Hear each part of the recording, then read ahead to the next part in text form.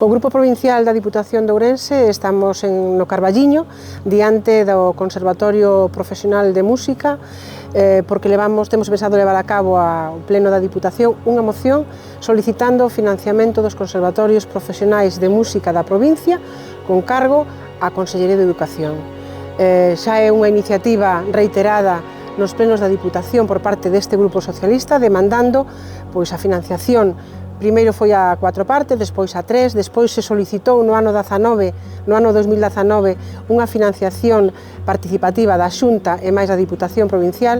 para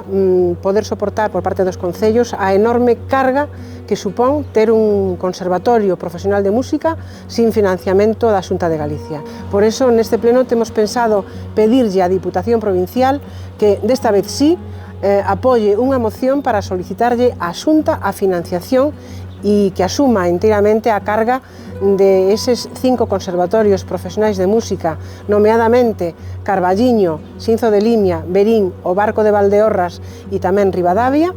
para que sexan financiados por a Xunta de Galicia. Mentras isto non ocorre, e nesto temos que agradecer o paso que se vai a dar na aprobación da modificación presupuestaria do vindeiro pleno, unha partida presupuestaria de 200.000 euros para os 5 conservatorios, é dicir, unha